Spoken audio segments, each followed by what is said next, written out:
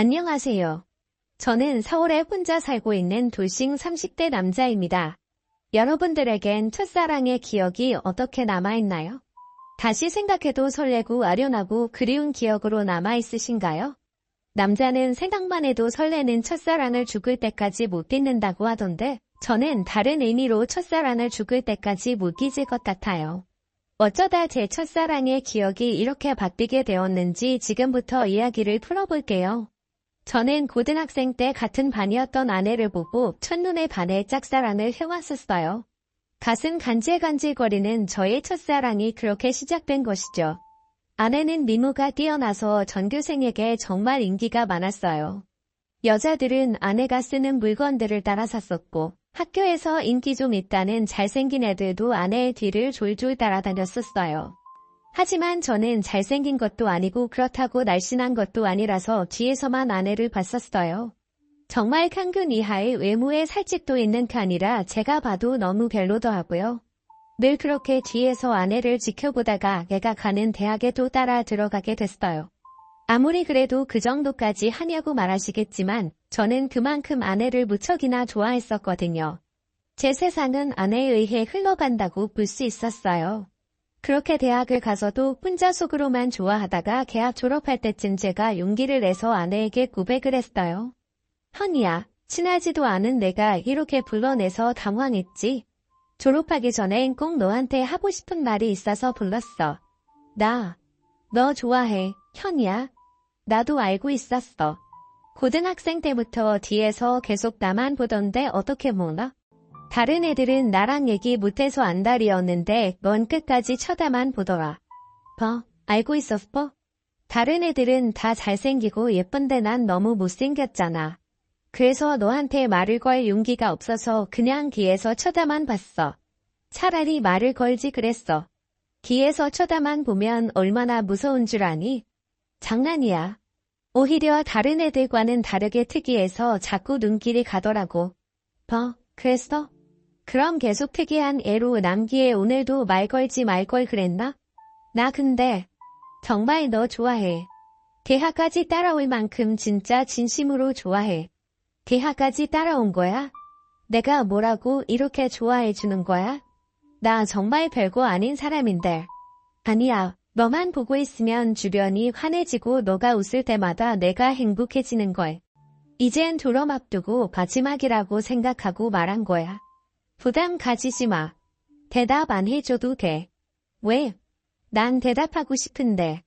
원래 고백은 대답 드리려고 하는 거 아닌가?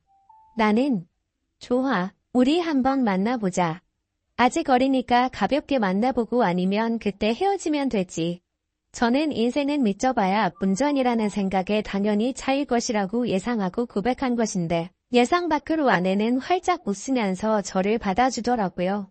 그렇게 저희는 얼떨결에 연애를 하게 되었어요. 남들과 똑같이 데이트도 하고 사랑을 나누었죠.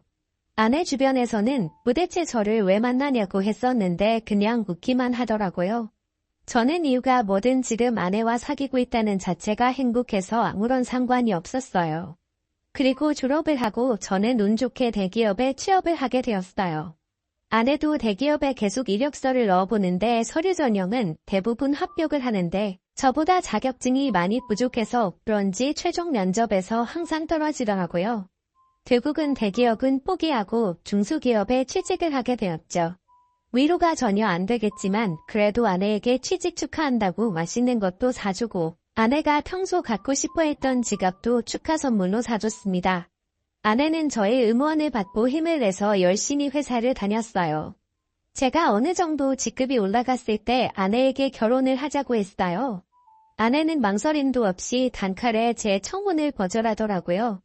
아직 직장이 간변치 못하다면서 자신이 당당해질 수 있을 때 결혼을 하고 싶다고 했었어요. 아무것도 없는 나랑 결혼하고 싶다고 해줘서 너무 고마운데 아직 내가 직장이 간변치 않아서 지금 결혼하기엔 너한테 너무 미안해. 그럼 내가 싫어서 거절하는 게 아니라 직장 때문에 거절하는 거야? 직장이 무슨 상관이야? 우리 둘이 잘 살면 되는 거지. 그래도 직장이 좋아야 월급도 많이 받고 우리가 걱정 없이 살 거 아니야. 너 월급에 비하면 내 월급은 너무 작잖아. 나는 내가 내 앞에서 당당해질 수 있을 때 결혼하고 싶어. 그래도 너가 안 버는 것보단 낫지. 우리 둘이 같이 벌면 괜찮아. 그리고 나 혼자 벌어도 너 하나쯤은 먹여 살릴 수 있어. 아내가 저보다 못한 직장에 다닌다고 스트레스 받아 하는 것 같아서 괜찮다고 다독여줬어요. 아내는 제가 대기업에 다니니까 확실히 제 월급이 자신 월급보다 많다는 것을 알았지만 정확히 얼마나 되는지 모르는 상태였거든요. 그래서 저는 아내에게 이 정도의 월급을 받고 있으니 결혼해도 문제가 없다고 설득했죠. 제가 자신보다 2배 넘게 받는다는 것을 듣고 놀라더니 고민을 하는 것 같더라고요. 계속 빼는 저의 살듯 끝에 아내는 긍정적으로 생각이 바뀐 것인지 제 청혼을 받아주었어요. 제가 이렇게 결혼을 서두르게 된 이유는 회사에서도 아내가 인기가 많은 것 같더라고요. 아내가 종종 회사에서 치근덕거리는 남직원이 있다고 얘기를 꺼낼 때마다 다른 남자들이 더 이상 치근덕거리지 않게 얼른 결혼을 해야겠다는 마음을 먹게 됐죠. 저는 그렇게 힘들게 아내와 결혼하는 데 성공했습니다. 저희는 결혼한 지 2년이 지났는데도 자식 없이 여전히 둘이서 신혼생활을 보내고 있어요. 사실 아무리 노력을 해도 아이가 저에게 찾아올 생각을 하지 않더라고요. 아내와 저는 아직 젊으니까 조급해하지 말고 아이가 찾아올 때까지 천천히 기다려보기로 했어요. 그러다 결혼 3년 차가 되었을 때 아내가 임신을 했더라고요. 저희 부모님은 아들이든 딸이든 상관없다며 너무 수고했다고 고맙다면서 아내의 손을 꼭 잡고 우셨어요. 아내도 어머니의 눈물을 보고선 살짝 눈가에 눈물이 고였더라고요.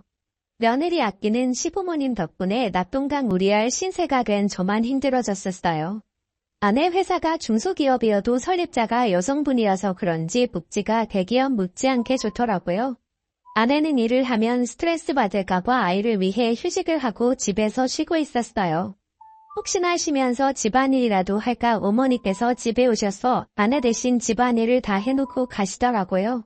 저도 퇴근하고 오면 어머니의 잔소리를 듣고 아내의 시중을 들기 시작했고요. 아내 시중을 들면서도 저는 태어날 아이 생각에 하나도 힘들지 않았고 행복했어요. 저희는 아들, 딸 구애받지 않으려고 병원에 검진을 가도 성별을 알려고 하지 않았어요. 출산하고 아이를 보러 신생아실에 갔는데 아내를 아주 속배 닮은 귀여운 딸이더라고요. 엄마를 닮아서 그런지 아이의 얼굴이 벌써 완성형이라고 호들갑 떨었다가 아내한테 주책이라면서 벌써 딸바보 됐냐고 등짝 한 대 맞았네요. 간에 손이 매운 편인데 저는 그날 아무리 맞아도 아프지가 않고 오히려 간지러웠어요. 이래서 다들 딸 낳으면 딸바보가 되는 건가 보다 싶더라고요. 딸이 태어난 지 이제 1년이 넘어가기 시작했을 때 저는 집 앞에서 충격적인 장면을 목격하게 됐습니다. 제가 직급이 올라가면서 회의다 뭐다 여기저기 불려다니다 보니 정시 퇴근하는 아내가 항상 저보다 먼저 집에 와 있었어요. 그런데 제가 몸이 안 좋은 것 같아서 회의에 참석하지 못하고 집에 바로 온 적이 있었어요. 차를 주차하고 내리려고 가방을 챙기는데 어떤 차에서 내리는 아내가 보이더라고요. 아내는 운전면허가 없어서 항상 제가 데려다 주거나 대중교통을 이용해서 출퇴근을 했었거든요. 저는 처음엔 동료가 데려다 준 거라고 생각하고 신경을 쓰지 않으려고 했었어요. 그런데 아내가 집에 들어가려고 할 때 남자가 차에서 내리더니 아쉽다는 듯 아내의 손을 잡더라고요. 저는 내리려고 손잡이에 올린 손을 떼고 그 모습을 어처구니 없이 쳐다보고 있었어요.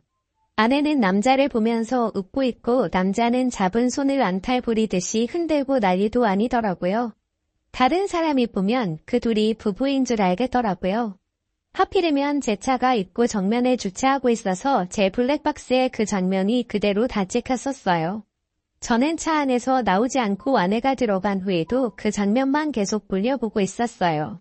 잘못 생각한 거라고 사실을 부정하려 했지만 보면 볼수록 외도가 맞는 것 같아서 화가 나더라고요. 더 확실한 증거를 잡아야겠다는 생각에 저는 집으로 바로 들어가지 않았어요. 차 안에서 쉬다가 원래 제가 퇴근하던 시간에 맞춰서 집에 들어갔죠. 아내가 웃으면서 저한테 왔냐고 말하는데 온몸에 소름이 돋았어요. 저는 아무것도 못 본 사람 마냥 아내에게 평소와 다를 것 없이 똑같이 대했었어요. 아내가 음식을 하는 동안 혹시나 다른 증거들이 나오지 않을까 싶어서 아까 아내가 입고 있었던 코트를 뒤졌는데 아무것도 나오지가 않더라고요. 저는 아내가 잘 때 휴대폰을 몰래 확인해 보기로 마음먹었습니다. 아내가 먼저 잠든 것을 확인하고 휴대폰을 들고 조용히 거실로 나왔어요. 잠금이 걸려 있었는데 기밀번호가 딸 생일이라고요. 저는 고민할 것도 없이 제일 먼저 카카오톡을 들어가 보았어요. 전부 회사 직원들과의 단톡이나 제가 알고 있는 고등학교 친구들과의 단톡이었는데 유일하게 한 사람만 개인톡을 하고 있더라고요. 저장명도 심상치 않은 게 제 직감으로는 이 사람이 아까 아내를 데려다 준 사람이라고 생각했죠. 개인톡을 들어가 보니 역시나 제 예감이 딱 들어맞았더라고요. 아내가 저랑 연애했을 때보다 그 사람이랑 더 달달하게 카톡을 주고받았어요. 그런데 두 사람이 사귄 지가 꽤나 오래된 사이였던 것 같았어요. 같이 데이트하면서 찍은 음식 사진에 남자가 살짝 걸려있는 사진들과 대놓고 찍은 커플 사진들도 있길래 모조리 제 휴대폰으로 옮겨 놓았어요. 그리고 다음날 아침밥을 먹으면서 아무렇지 않은 표정으로 평소 대화하듯 아내에게 이혼 서류를 준비하라고 했어요. 아내는 잘못 들은 건가 싶은 표정으로 갑자기 무슨 소리냐고 하더라고요. 저는 아무 말 하지 않고 커플 사진을 아내의 폰으로 전송했어요. 방금 내가 당신한테 사진을 하나 보냈는데 그게 우리 이혼 사유야. 그러니까 군말 없이 퇴근하면 이혼 서류 준비하고 당신 짐 싸놓고 있어. 여보, 내가 미안해. 다신 안 그러게. 잘못했어. 내가 당장 그 남자 정리할게. 우리 딸을 봐서라도 이혼만은 안 돼. 엄마는 아빠 없는 애로 키울 수 없잖아. 안 그래? 그걸 아는 사람이 남편 두고 이렇게 딴 남자를 만나고 있었던 거야. 저번에 친구랑 저녁 먹고 온다고 했던 날도 그 남자랑 먹었더라. 그땐 정말 아무 사이 아니었어. 그날은 둘 다 상사한테 엄청 혼나고 퇴사 고민할 만큼 힘들길래 같이 저녁 먹으면서 하주연하고 헤어진 게 다야. 진짜야. 거짓말 치지 마. 내가 그전 대화까지 안 봤을 것 같아? 내가 사진만 대충 본 줄 아는 거냐고. 대화 내용까지 다 봤는데 왜 거짓말 치는 거야? 나도 모르겠어. 이렇게 거짓말해서라도 당신 잡고 싶었나 봐. 내가 잘못했어. 나를 욕해도 좋아. 그런데 이혼만은 절대 안 돼, 여보. 그래? 그럼 지금 그 놈이랑 당장 헤어져. 그렇지 않으면 난 무슨 짓 할지 몰라. 당신 회사에 불륜 증거 다 뿌리고 이혼할 수도 있어. 아내는 회사에 불륜 사실을 알리겠다고 하니 당장 그 남자에게 전화해서 이별을 통보하더라고요. 그리고 며칠 뒤 아내한테 들은 얘기인데 아내와 헤어지고 그 남자는 이직을 했다더라고요. 어디로 이직했는지는 모르고 남자가 휴대폰 번호를 바꿔버려서 만약에 다시 만나고 싶다고 한들 만날 수 없는 상황이라고 확실히 관계가 끝났다는 것을 말해줬어요. 저는 제가 있는 앞에서 이별을 통보했던 아내라 저 말을 의심조차 하지 않고 믿었던 것 같아요. 조금이라도 의심해보고 제가 직접 알아봤어야 할 내용이었는데 말이에요. 그리고 저희는 다시 예전 신혼 때처럼 관계 회복에 성공했어요. 아내가 미안했는지 그 사건 이후로 제게 과하다시피 너무 잘해주더라고요. 그 행동도 의심해봤어야 했는데 말이에요. 그 사이에 귀여운 딸이 저희에게 한 번 더 찾아왔어요. 이번에도 아내를 쏙 빼닮아 너무 이쁘더라고요. 어쩜 두 딸 모두 좋은 유전자만 받고 태어난 건지 눈에 넣어도 안 아플 지경이었어요. 제가 한동안 딸 보는 재미가 얼마나 쏠쏠했는지 몰라요. 주위 사람들한테 요즘 딸 보는 맛에 산다고 말하고 다닐 정도였어요. 요즘은 아들보다 딸이 더 좋다고 하던데 딸들을 보고 있으니 왜 그런 말을 하는지 알 것 같았어요. 어찌나 애교도 많고 저를 보고 방긋방긋 잘 웃던지 나중에 커서 딸이 결혼한다고 하면 정말 대성통곡할 것 같았어요. 저는 영원히 제 딸들을 옆에 띄고 살 수 있을 줄만 알았어요. 그날만 아니었다면 말이죠. 제가 중요한 프로젝트를 맡고 있어서 잠을 제대로 못 잔 적이 있었어요. 평일엔 프로젝트 때문에 주말엔 딸들 보느라 피로가 누적이 되었던지 그날은 정말 낮잠을 안 자면 제가 과로사할 수도 있겠다는 생각이 들더라고요. 웬만하면 아이들을 봐주려고 했는데 도저히 못 버티겠어서 정말 오랜만에 주말에 잠시 낮잠을 잤었어요. 그러다 중간에 목이 너무 말라서 잠에서 깨버렸어요. 거실에서 아내가 통화를 하는지 문틈 사이로 아내의 목소리가 어렴풋이 들리더라고요. 피커폰으로 해놓은 건지 간간히 다른 사람 목소리도 들렸었어요. 저는 목이 말라서 아플 지경이길래 물을 마시려고 손잡이에 손을 올렸는데 아내가 하는 말에 문을 열지 못하고 그 자리에서 굳어버렸어요. 오늘 남편 얼굴 보는데 날이 가면 갈수록 더 못생겨지더라. 살만 뒤룩뒤룩 쪄서 진짜 얼굴 맞대고 밥 먹기 힘들어. 같은 공간에 있기도 싫어. 그러니까 내가 계속 이혼하라고 했잖아. 언제 이혼할 건데 이대로 살 생각이야? 도대체 언제까지 이러고 있을 건데? 나 이제 당신 남편이 불쌍해 보일 지경이야. 아니 뭐 아직 애들고 어리고 내 월급으로 애들 키우는 건 힘들잖아. 그렇다고 당신 월급도 많은 게 아니니까 조금만 더 있다가 하려고 이혼할 생각이 있긴 한 거야. 내가 봤을 땐 당신 남편이 가진 돈 때문에 이혼 안 할 것 같아. 말로만 이혼할 거라고 하고 계속 이런 식이면 나 당신 남편한테 다 말할 거야. 아 좀 기다려 보라고 했잖아. 왜 이렇게 보채는 거야? 매력 떨어질게.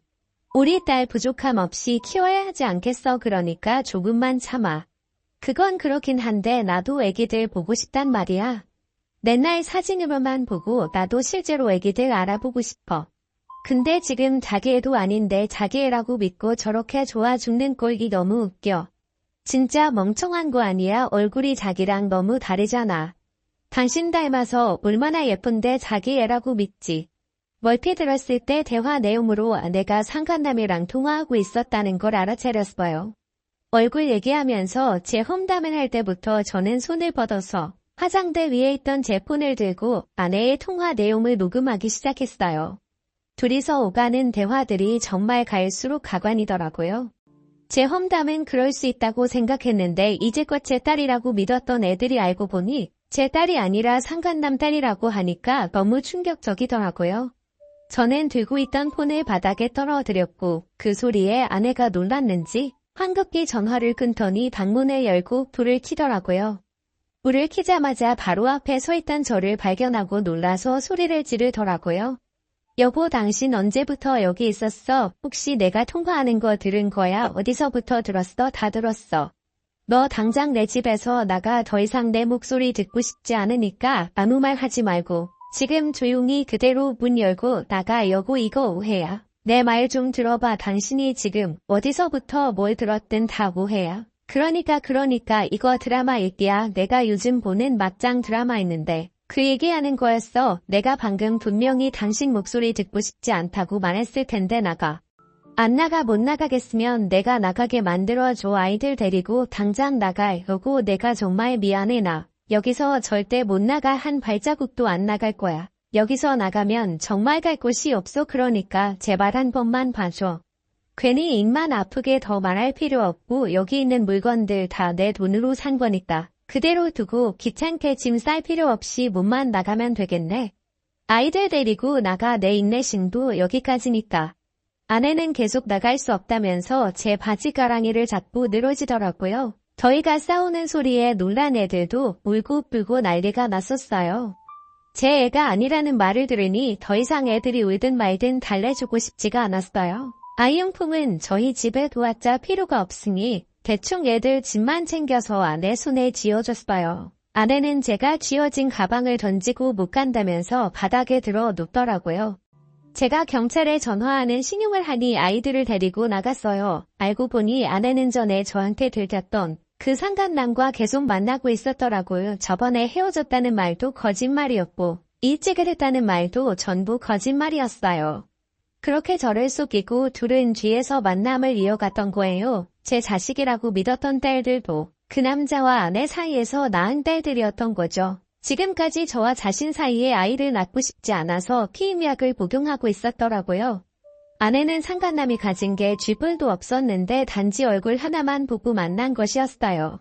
저랑은 그저 돈을 많이 버니까 돈 때문에 계속 만나다가 결혼까지 하게 된 것이었죠. 저는 모든 사실을 알고 바로 변호사 선임해서 이혼 소송과 상간남 소송을 했어요. 아내와 상간남은 제게 당장 줄 돈이 없다고 미안하다고 빌더라고요. 여보 내가 잘못했어. 당신이 이혼하라면 이혼해줄게. 우리 소송까지는 하지 말자. 그래도 같이 살아온 세월이 있는데 합의 이혼으로 끝내면 안 될까. 정말 죄송합니다. 용서받지 못할 짓 한 거 알아요. 그치만 소송만은 하지 말아주세요. 모아둔 돈도 없어서 당장 위자료 줄 돈이 없어요. 이렇게 부탁드립니다. 이렇게 될 거라고 예상을 못했나 봐요. 제가 저번에도 용서하고 넘어가시니까 이번에도 사과하면 그냥 넘어갈 줄 알았어요. 저 절대 고소 취할 생각 없습니다. 아내가 외도한 게 이번이 처음도 아니고 심지어 똑같은 남자랑 다시 외도를 했는데 저는 너무 괘씸해서 그 둘을 선처해줄 마음이 전혀 없었어요. 결국 둘은 저한테 줄 위자료가 없어서 사채까지 써서 줬더라고요. 매달 정확하게 들어오는 월급 받고 사채를 쓴 모양인데 제가 가만히 있을 리 없었죠. 저는 불륜 증거들을 아내 회사에 뿌리기 시작했어요. 회사 내 커뮤니티에 익명으로 녹음본과 함께 글도 올렸고 팩스로 커피 사진들도 보내고 제가 할 수 있는 건 다 했었어요. 결국 아내와 상관 남은 회사에서 질타를 받으며 그대로 쫓겨났습니다. 그리고 현재까지도 빚쟁이들을 피해 도망다니고 있는 것 같더라고요. 그러게 처음 제가 용서하고 넘어가줬을 때 정신을 차렸어야 했는데 자기 발등 자기가 찍는 짓을 왜 안 하십니다.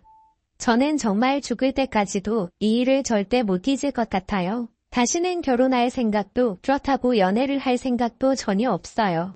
저는 이렇게 혼자서 걱정 없이 사는 것도 괜찮을 것 같다는 생각을 해요. 오히려 부양할 가족이 없으니 마음이 더 편해졌어요. 저희 어머니는 아직도 집사람이 바람펴서 이혼한 줄 모르고 계세요. 나이도 많으신데 혹시나 충격에 쓰러지실까봐 영원히 제 가슴에만 묻어두려고 합니다. 여러분들은 첫사랑의 기억이 꼭 예쁘게 남아있었으면 좋겠네요. 지금까지 제 이야기 들어주신 모든 분들께 감사합니다. 모두 가족들과 행복하고 따뜻한 겨울 보내시길 바랍니다.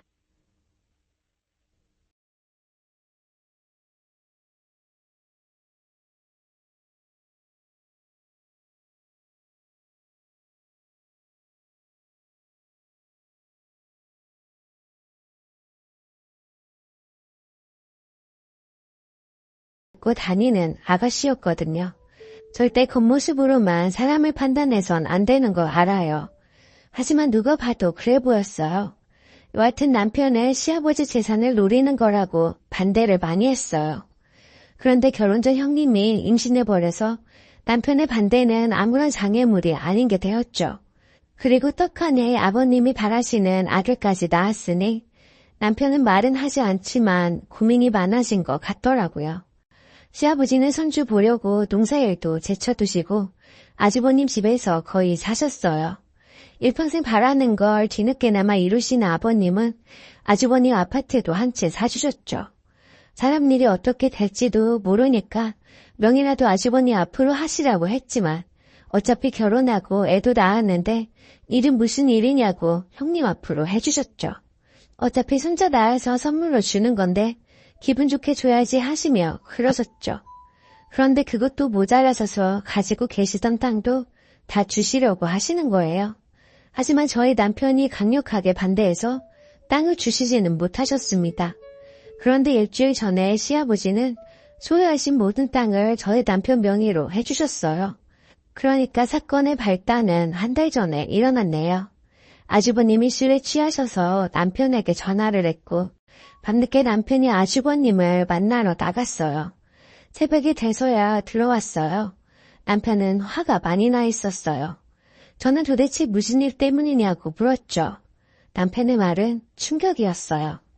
아주버님이 술에 취하셔서 그동안 마음속에 쌓아둔 것을 이야기하셨던 거였어요. 아주버님은 무정자증이셨다네요.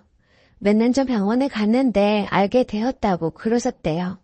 그런데 그 사실을 가족들이 알면 충격받으실까봐 비밀로 하셨던 거죠.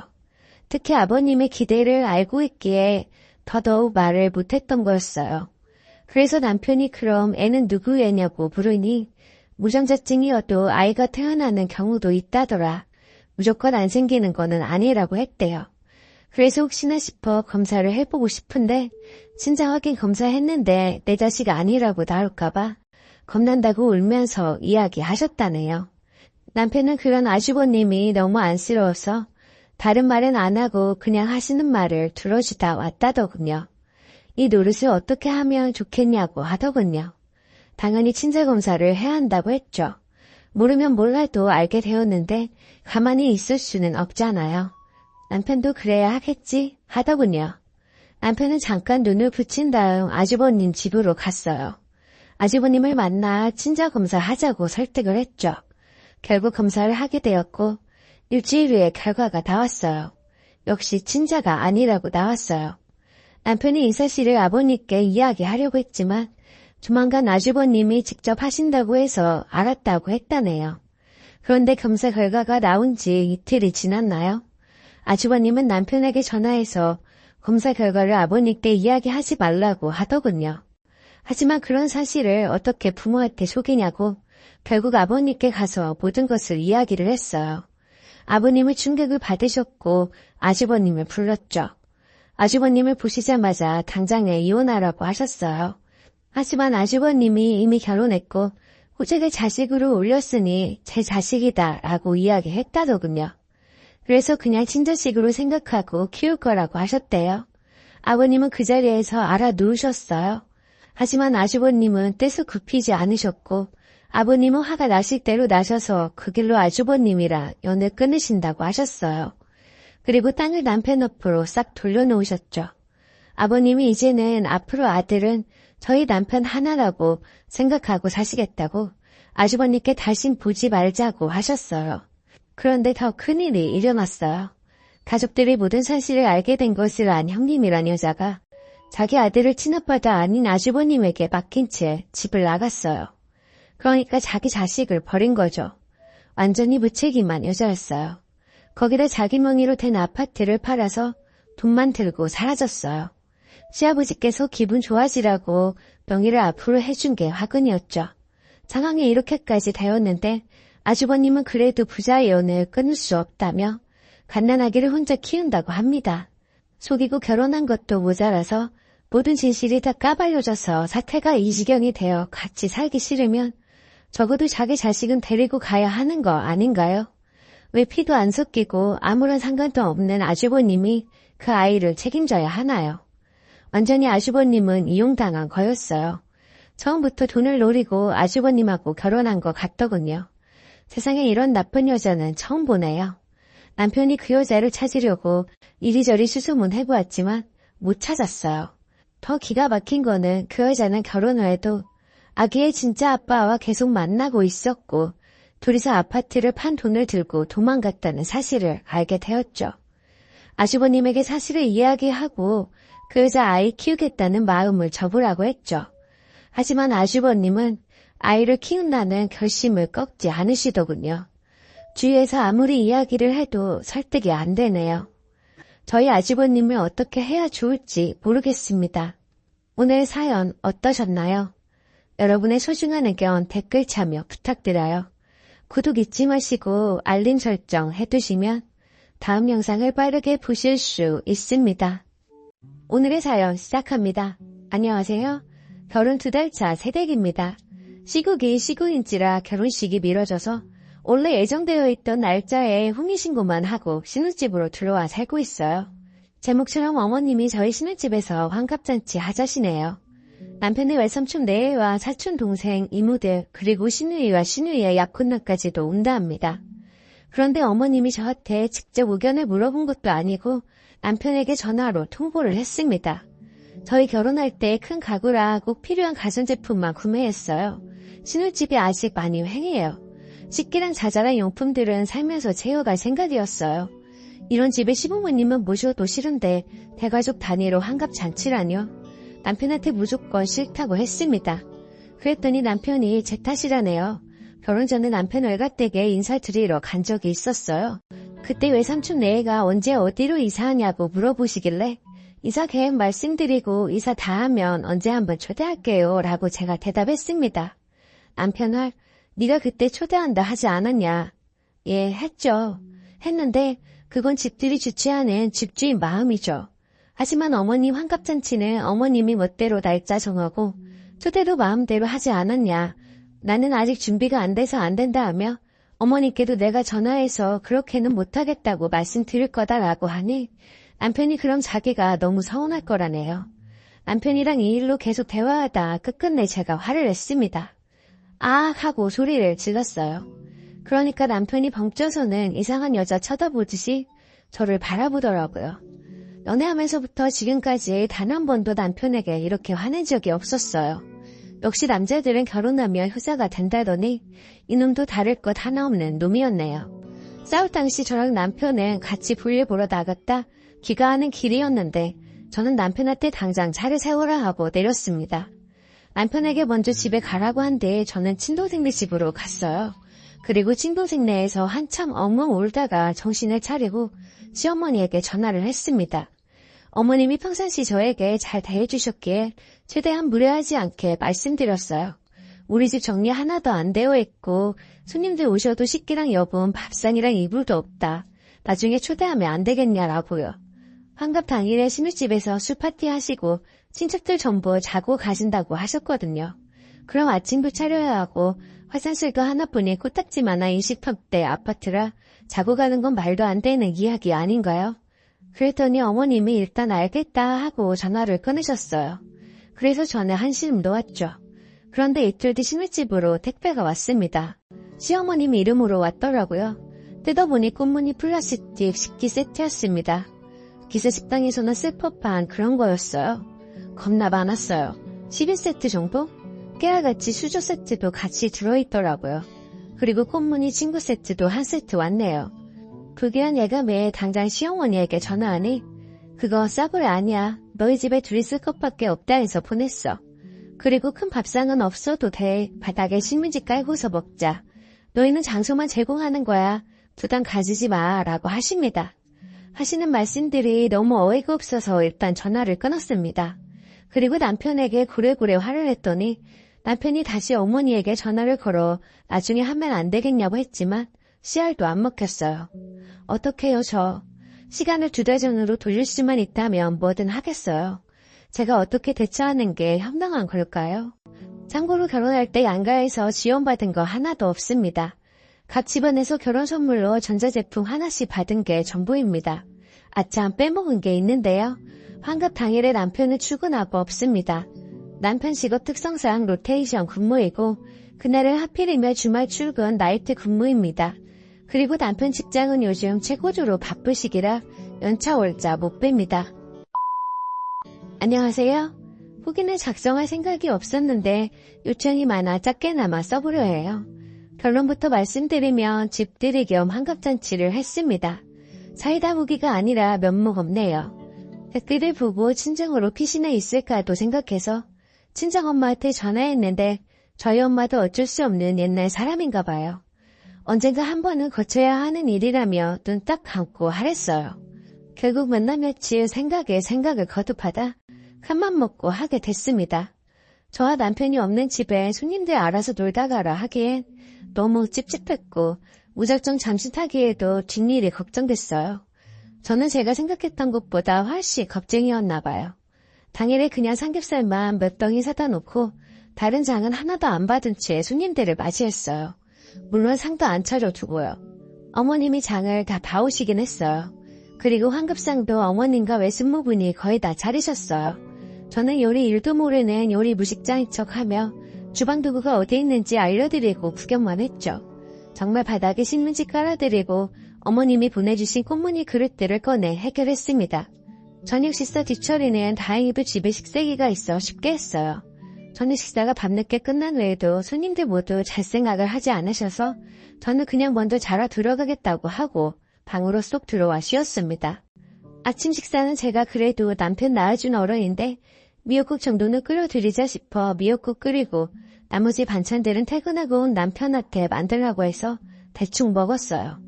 아침 식사 뒤처리도 대부분 남편이 했습니다. 아무튼 저희 집에서 그렇게 한바탕 하시고는 인근에 식당 빌려 잔치 한 번 더 하고 가셨어요. 어머니께는 내려가실 때 확실히 말씀드렸어요.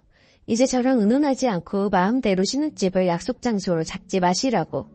만약 또 이런 일이 있다면 저는 이혼도 마다하지 않으려 해요. 이번 한 번으로 충분하니까요. 다들 조언 주셔서 너무너무 감사합니다. 비록 고구마 후기이지만 현실과 감정에 타협한 내적 싸움의 결과랍니다. 아, 그리고 또 웃긴 에피소드가 하나 있어 덧붙일게요. 제가 집들이 선물로 뭘 받은 줄 아세요? 제가 전빵 몇 개와 참치 통조림 몇 개입니다. 게다가 선물 세트로 나온 통조림 아니고 마트 비닐봉지에 담긴 통조림 낱 개예요. 환급상 아무것도 준비하지 않길 천만 다행이었어요. 이번 일로 계산적인 걸 떠나서 시댁과 시위가의 정이 뚝 떨어지게 되었네요. 안녕하세요.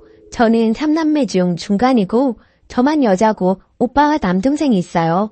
우선 저희 3남매 모두 40대 이상이고 막내 동생이 결혼한다고 여자를 데려왔던 시점에도 오빠와 전 결혼한 상태였습니다. 벌써 10년이나 된 이야기고 그때 남동생이 30대 초반 3살 연하 여자를 데려와서 결혼한다고 했는데 그 여자분 집안도 잘 살고 인사 오래 얼굴도 예뻤고 회사도 괜찮았던 걸로 기억해요. 반면 저희 남동생은 중소기업 다니고 키 빼면 얼굴도 별로고 단지 결혼할 때 준다는 강남 변두리 아파트 하나 빼면 진짜 조건이 비루했다는 게 객관적인 사실이었어요. 아파트도 21평에 작고 오래된 아파트였어요. 그런데도 우리 부모님은 상견례까지 하고 갑자기 강남 아파트 세입자 핑계를 대고 거짓말하시며 동생 내외를 데리고 1년만 산다고 아득바득 우기더니 결국 둘을 파혼하게 만들더라고요. 그런데 하도 남동생이 죽는다고 매달리니까 그 여자분이 마음이 약해져서 다시 잘해볼까 하는 마음으로 노력하려는데 또 저희 어머니가 전화해서 말도 안 되는 소리를 하셨나봐요. 내가 너희들이 또 싸울지 어떻게 하니? 네가 나한테 믿음을 줘야지 내가 허락을 해주지. 10년 동안 나한테나 아들한테 잘하는 모습을 보여주면 그때 아파트에 들어가서 살게 해줄 거다. 강남 아파트는 아무나 있는 줄 아니? 요새 젊은 사람들 하우스포라고 해서 은행에서 집 빌리고 젊음 다 바쳐가면서 집 가주려고 하는 거 알지? 너희는 얼마나 좋니? 하시며 얼토당토하는 소리를 하시고 그 전에는 원룸이나 임대아파트 살라고. 근데 그것도 불가능한 게 남동생은 모아놓은 돈은 없지만 그 여자분은 증여받고 본인이 모은 돈이 그 당시에 4억 정도 넘나? 그래서 임대아파트도 못 들어가는 상황이었어요.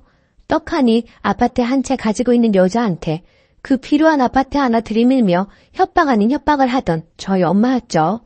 그래서 금융재산 내역까지 떼와서 이만저만해서 힘들다 어쩐다 하니까 그럼 그 돈으로 집 얻어서 10년 이상 애 낳고 알뜰하게 사는 모습 보여주면 인정하겠다고 그러다가 결국 여자분이 친정부모님 생각해서 포기하겠다고 했어요. 전화번호까지 바꾸고 남동생과 헤어졌는데 남동생하고 연락할까봐 저희 엄마가 먼저 전화번호 바꾸라고 하셨다네요. 그 뒤로 당연히 남동생은 폐인돼서 그나마 다니던 중소기업도 때려치우고 술 마시고 빚 만지고 엉망진창으로 살기에 10년간 집에서 그 빚만 갚아준 게 거의 1억입니다. 그나마 그때 다니던 회사 계속 다녔으면 지금쯤 300 이상 벌고 있었을 텐데 아직도 200 조금 넘게 받아서 매일 술 먹고 빚지며 하루하루 희망 없이 살고 있습니다. 반면 그 여자분은 시집가서 아기 낳고 매우 잘 살고 있다고 하더라고요. 당연히 그럴 만한 게 10년 전에도 결혼할 때 4억이나 해오려는 여자였는데 그때 당시 강남 변두리 아파트 가격 4억 조금 넘었거든요. 시집갈 때 엄청나게 잘해가서 몇백 억대 집안으로 갔는데도 엄청나게 시댁에서 예뻐하고 잘 산다고 남동생이 건너 들었다 하더군요. 결국 남동생만 아직 결혼도 못하고 애도 없고 돈도 못 모으고 직장도 변변치 않은데도 우리 부모님은 아파트값 올랐다고 정신 승리하는데 제가 기가 막혀서 한마디 했어요. 걔는 시집갈 때 10억도 넘게 해갔다는데 그리고 시집간 집안은 몇백 억대 집안이고 걔네 친정이 우리 집보다 잘 사는데 아파트값 모르는 게 대수겠어? 남동생이랑 그때 결혼이나 잘 시키지 라고 했다가 집안 재산 호시탐탐 노리는 큰오빠랑 부모님께 뒤지게 욕먹고 손절 당할 뻔했네요. 아니 제 말 틀린 거 있나요? 부모님도 답답하지만 집에서 뜯어갈 만큼 뜯어가 놓고도 호시탐탐 노리면서 말도 안 되는 얘기도 다 지당하신 말씀이라고 편드는 큰오빠도 이해 불가고 나한테는 동생이지만 부모님 본인에게는 아들인데도 진짜 그렇게 생각하시는지 너무 답답해요. 추가. 저희 부모님 거주 중 서울 3층 단독주택 거주층 빼고 월세 받음, 시골 땅세 받음, 연금으로 사실만 합니다. 저랑 오빠는 지원 많이 받아서 남동생 목으로 작은 아파트 해놓은 것이라고 자주 이야기했으나 결정적으로 결혼한다고 하니 파투 낸 거고요. 그리고는 그 후로 현재까지 아파트 가격 조금씩 오를 때마다 팔고 현금 넣어두고 쓰시라고 큰오빠가 부모님 꼬시는 중입니다. 저는 그러면 부모님 세금 부담 늘고 진짜 막내가 장가가 된 묵하든 집 한 채는 온전히 해줘야 하는 거 아니냐고 반대했어요. 솔직히 우리 집안 장남 우쭈쭈 하는 집안 맞고 그 장남이 좀 양심 없는 것도 맞습니다. 큰오빠 결혼할 때 서울 아파트 30평대 사주셨어요. 조카 낳고 이사 갈 때 몇천에서 1억가량 여러 번 지원해 주셨고요. 심지어 큰오빠 처가에 집 없다고 인천에 빌라를 사주었는데 지원 당시 8천만 원이었습니다. 저 시집갈 때 2억가량 혼수 집값 보태라고 지원해 주었고요. 아무튼 남동생이 좀 안쓰러워요. 얼른 정신 차리고 남동생도 제대로 살고 결혼도 하고 그랬으면 좋겠는데 희박해 보이네요. 누나로서 안타까운 마음이 들다가 문득 생각나서 글 적어봅니다. 댓글: 이 집은 부부가 원수로 만난 게 아니라 부모와 자식이 원수로 만났네요. 근데 웃긴 건 둘째, 셋째가 부모와 인연을 끊어도 첫째가 부모에게 원수 갚아줄 것 같아요. 요리조리 돈 다 빼먹고 나면 먹튀할 것 같아 보이는데요. 댓글 2: 장남은 장남이라고 대접받고 님은 하나뿐인 딸이니까 그래도 챙김 받은 것 같고요. 막내 아들이 안 아픈 손가락인가 보네요. 아들, 딸 낳고 나니 안 아쉬운 아들이요. 부모님 혼내지 마시고 님이 측은지심으로 설득해 보셔요. 우리 응능이 불쌍하지 않느냐 이런 식으로요. 오히려 그런 게 부모님께 먹힐 수도 있어요. 님도 오빠한테 재산 뜯긴 부모님 떠맡지 않게 조심하시고요. 두 번째 사연. 좋은 시어머니인 줄 알았는데 간섭이 너무 심하네요. 안녕하세요. 염치 없지만 얼굴도 모르는 분들께 고견 바라며 글 써보겠습니다. 저는 비혼에 가깝게 살다 결혼한 지 2년 반이 되었습니다. 그 사이에 아가도 한 명 낳았고 현재 생후 50일 넘어갑니다. 시가 구성원은 시아버지, 시어머니, 그리고 남편 아래로 9살 차이 나는 시누이가 있어요. 성격은 시아버지, 시누이는 좋게 말해 무던한 스타일입니다. 무관심이 더 맞을 수도 있겠네요. 물에 술 탄 듯, 술에 물 탄 듯. 시어머니는 일단 정신이 없어요. 나머지는 읽고 판단해 주시길 바래요. 결혼해서 너희 둘만 잘 살면 된다 하시는 시어머니 발언에 시가를 잘 만난 줄 알았어요. 어버이날, 명절, 생신에만 만났고 전화 연락은 하지 않았거든요. 주변에 연락 스트레스가 있었던 기혼자들이 많았기 때문에 정말 난 시댁을 잘 만났나 보다 생각하게 됐어요. 또 남편 말로는 시어머니가 저를 어렵게 생각하신다 해요. 제가 키도 크고 인상이 좀 센 편이거든요. 신혼 때 제가 출근해서 집에 없는 사이 시어머니께서 몇 번을 집 청소해놓고 가시길래 정말 깜짝 놀랐어요. 결국 남편 잡고 불만을 토로했죠. 회사 남자 직원들한테 고민 토로했더니 저를 놀리더라고요. 남자 직원들조차 이해 못하는 그런 상황이었던 거죠. 시어머니는 남편이 결혼 전 자취할 때 그렇게 하고 가셔서 남편은 처음에 기분 나빠하는 나를 이해하지 못하다가 제가 이해시키고 또 이해시켜서 결국 시어머니 못 오시게 했어요. 나중에 친가친척 결혼식 때 만났는데 식사하다가 다른 친척에게 본인 울었다고 말씀하시더라고요. 그 이후로 조용히 살았어요. 그런데 문제가 또 발생했습니다. 제가 출산하면서 아기 낳으러 집 비운 동안 남편이 시아버지께 욕실에 세면대 고장난 부분을 고쳐달라고 부탁했고 저도 세면대만 고쳐 놓았을 거라 생각했어요. 시어머니가 시아버지께서 우리 집 간다 하니 따라오셨나 보더라고요. 그런데 집에 와보니 시어머니가 서랍장을 사다 놓은 거예요. 솔직히 거지 같진 않지만 딱 봐도 중고이고요. 원래 쓰던 서랍장은 망가뜨려 놓아서 복도에 나와 있고 쌀 넣어놓는 가구 위치도 바꿔놓고 싱크대랑 욕실에 처음 보는 수세미들이 있고 탄장엔 처음 보는 믹서기가 있었는데 집에 처박혀 있던 것 같은 사용감이 있고 조금 더러운 중고였고요. 또 그릇들도 있었는데 믹서기와 같은 상태였고 새 것 아니었어요. 바디워시를 다른 두 제품을 한 통에 섞거나 용기 겉면에 매직으로 바디워시라고 써놓았더라고요. 저는 제가 없는 동안 집 인테리어가 바뀔 정도의 변화는 예상도 못했고 남이 쓰던 것 같은 상태의 물건들을 쓰고 싶지도 않았어요. 남편이랑 결국 또 싸웠어요. 위에 언급한 것들 볼 때마다 우라통이 터지고, 안 그래도 출산은 모든 것이 처음이라 어렵고 신생아라 저는 좀비 상태로 지낸다고 힘든데 그것들이 보일 때마다 울분이 올라오더군요. 어찌저찌 그냥 버티면서 지내다가 아기는 한번 보여드려야겠다 싶어 어느 날은 초대를 했어요. 집에 들어오자마자 18리터 정수기 통을 주시며 여기다 쌀을 넣어둬라. 그래야 벌레 안 생긴다 하시고 샤워 수건을 주면서 이거 긴 거다. 목욕할 때 이걸로 씻어라. 멸치 액젓을 주면서 이거 김치찌개에 넣으면 맛있다 등등 정신없이 속사포처럼 쏟아내시더라고요. 정말 표정 관리하느라 힘들었어요. 아기를 한 번씩 안겨드리고 잠깐의 대화를 나눴어요. 아기가 잠이 들고 방에 누이고 배달한 음식이 도착했고 먹으려는 찰나 아기가 깨서 울어서 제가 아기를 재우러 방에 들어갔어요. 아기가 낯선 사람들이 와서인지 잘 못 자더라고요. 거실에서 시끄럽게 하기도 했어요.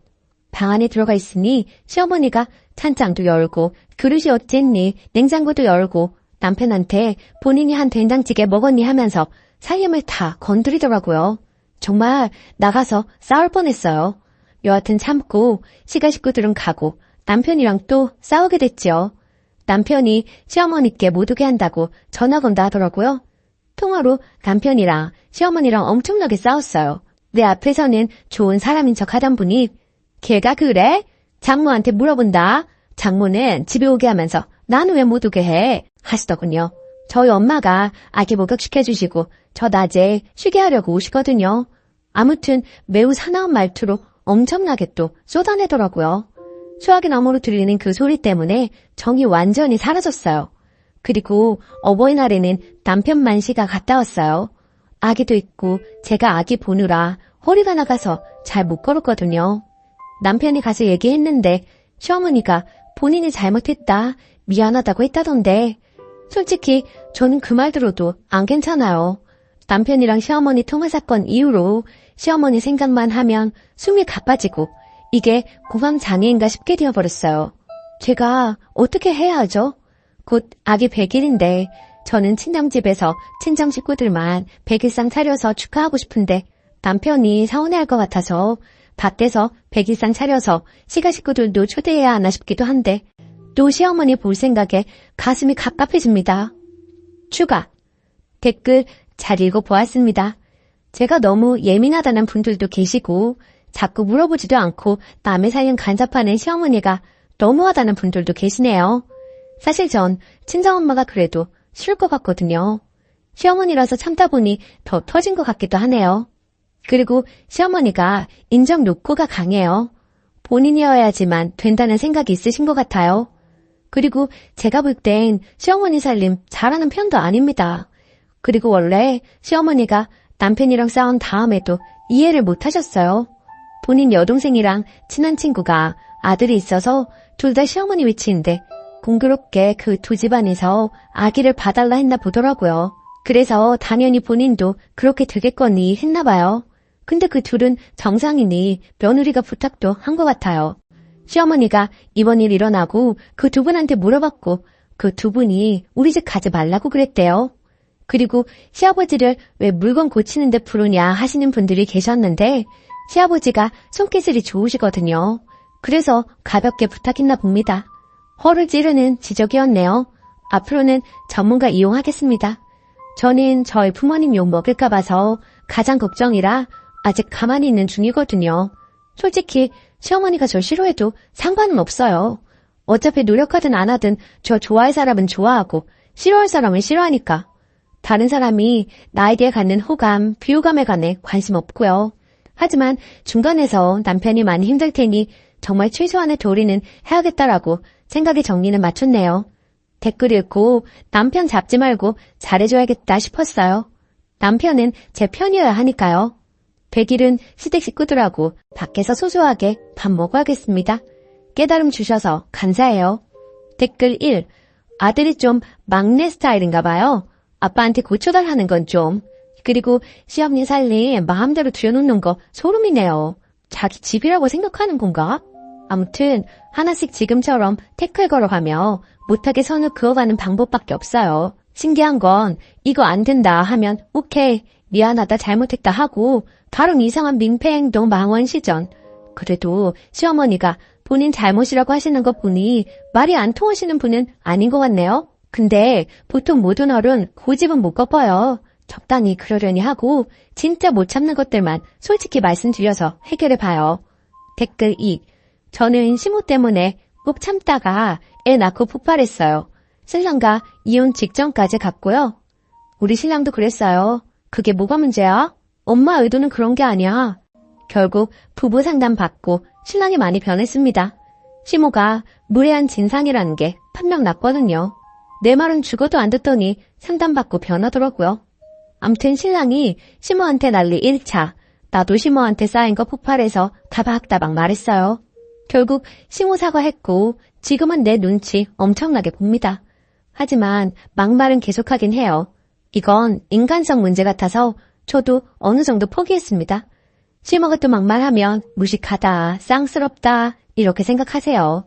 암튼 전 쓰니가 강하게 나가길 바래요. 참지 마요. 귀한 집 딸인데 왜 참나요? 오늘의 사연은 여기까지입니다.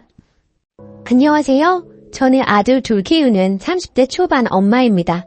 늘 저에게 막말하고 상처 주는 못된 신우에게 똑같이 해주고 남편하고 좀 다퉜는데 남편은 제가 너무했다고 하네요.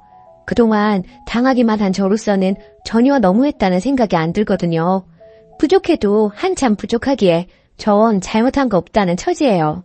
하도 저에게 너무했다고 말을 하길래 댓글 보고 사과하든 사과받든 하려고 합니다. 소소하게 신우이는 저에게 막말을 참 많이 했어요. 그 옷 어디서 샀어요? 언니는 참 검소한 것 같아요, 사람이. 브랜드보다는 보세 옷을 많이 입잖아요. 하면서 돌려가기는 기본이고 살 좀 빼라는 둥, 좀 꾸미고 다니라는 둥, 뒤에는 꼭 농담이라는 말을 붙여가면서 사람을 더 기분 나쁘게 했어요. 그런 일들이 비일비재했고 사건의 주축이 된 일은 제가 아기를 낳고 난 뒤였어요. 첫 아들이 태어났을 때 속눈썹이 너무 길더라고요. 유난히 긴 속눈썹에 참 신기하고 귀엽다고 생각했죠. 우리 부부를 닮아 쌍꺼풀이 없지만 속눈썹이 길다 보니 눈이 너무 예쁘다는 말을 참 많이 들었습니다.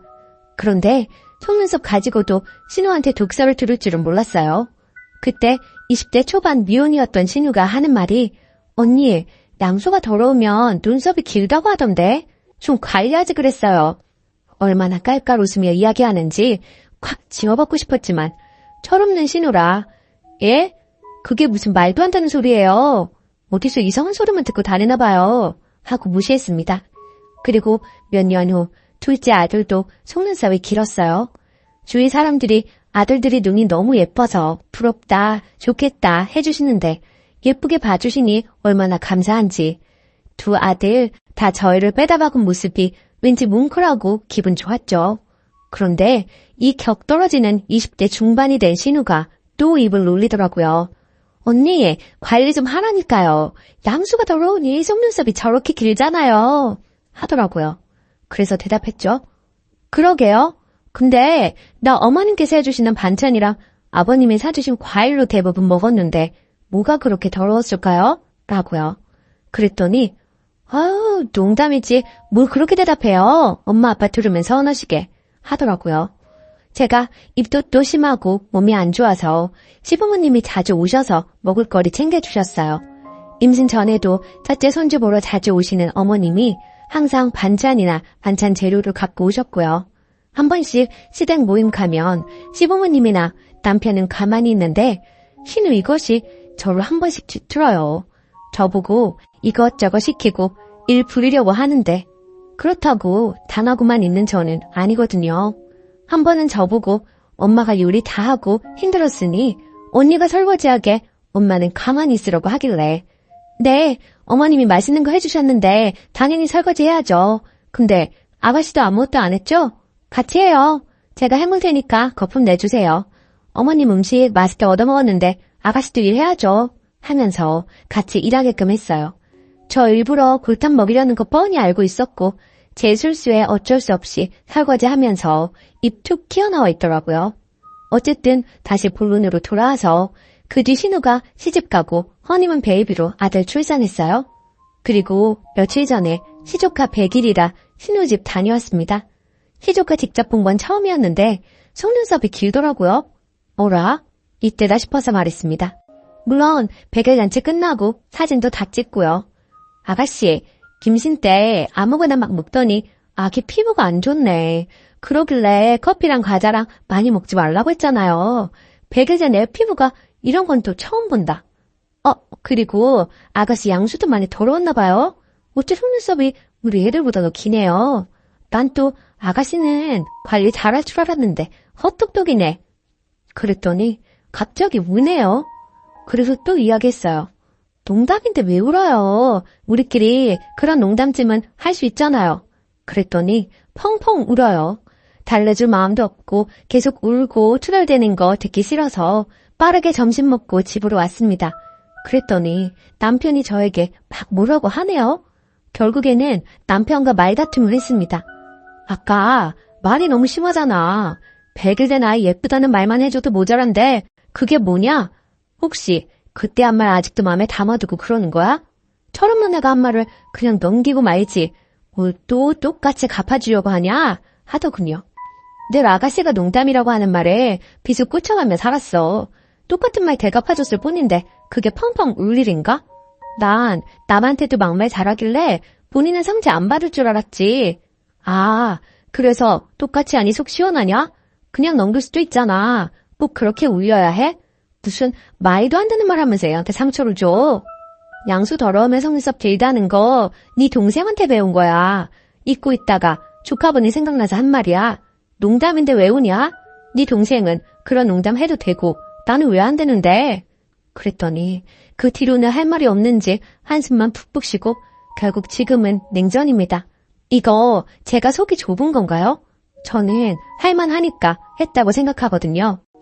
후기. 남편에게 댓글들 다 보여줬어요. 처음에는 댓글들이 칼날이 되어 자기 마음에 박히는지 더 화를 내더니 하루 지나서는 자기가 대신 사과한다고 미안하다네요.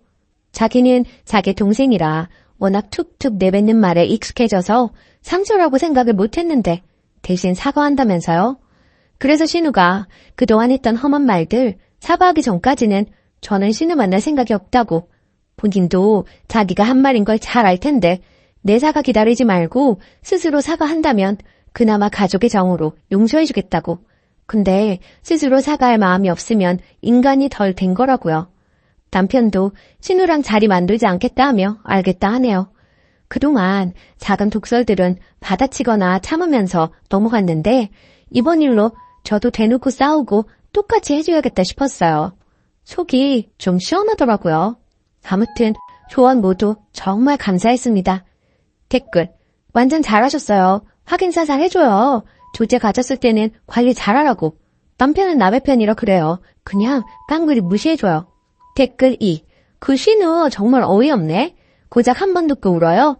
님은 2번씩이나 똑같은 말을 들었는데 남편분은 어디 머리가 고장나셨나? 본인이 남편으로서 저런 말 둘째 때는 하지 못하도록 제 동생 관리를 했어야 할지. 더러운 건 양수가 아니라 신우 주둥이구만. 2번째 사연. 저희 엄마와 잘 지내는 줄 알았는데 아내가 이혼하자네요. 안녕하세요. 너무 답답한 마음에 글을 올립니다. 아내에게도 보여줄 생각으로 솔직하게 쓰겠습니다. 결혼해서 이제 돌된 아기를 키우고 있습니다.